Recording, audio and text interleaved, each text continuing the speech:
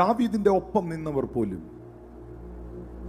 ദാവീദിന് വിരോധമായി തിരിയുമ്പോഴും അസൂയ പൂണ്ട ശത്രു സകലത്തെയും ആക്രമിച്ച് ദാവീദോ തന്റെ ദൈവമായ യഹോവയിൽ ധൈര്യപ്പെട്ടു. നിങ്ങൾ ഉദ്ദേശിച്ച കാര്യം നടന്നില്ലെങ്കിലോ,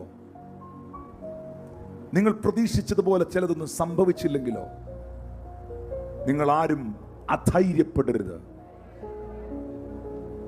ഹല്ലേലൂയ. നിങ്ങൾക്ക് ക്രിസ്തുവിൽ ബലപ്പെടാൻ കഴിയണം, ദൈവത്തിൽ യഹോവയിൽ ബലപ്പെടാൻ കഴിയണം. അത് തരുന്നൊരു കോൺഫിഡൻസ് ഉണ്ടല്ലോ, ഈ ലോകത്തിലെ ഒരു മനുഷ്യനും തരാൻ പറ്റാത്ത കോൺഫിഡൻസ്. നമ്മുടെ സമൂഹത്തിന്റെ ഏറ്റവും വലിയ പ്രശ്നമാണത്. ഡിസ്കറേജ് ചെയ്യാൻ ഒത്തിരി പേരുണ്ടാവും, എൻകറേജ് ചെയ്യാൻ ആളുകൾ ഉണ്ടാകത്തില്ല. ഈ ഒരു സാഹചര്യത്തിൽ സമൂഹത്തിന്റെ നടുവിൽ എനിക്കൊരു ദൈവമുണ്ട്, എനിക്കൊരു ദൈവമുണ്ട്, എനിക്കൊരു കർത്താവുണ്ട്. ഹല്ലേലൂയ.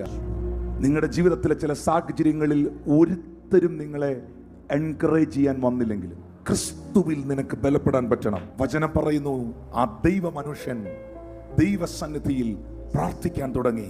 8-ാമത്തെ വാക്യത്തിൽ ദാവീദ് യഹോവയോട് ചോദിക്കുന്നു, ഞാൻ ഈ പരീക്ഷയെ പിന്തുടരണമോ, ഞാൻ എത്തിപ്പിടിക്കണമോ എന്ന് ചോദിച്ചു.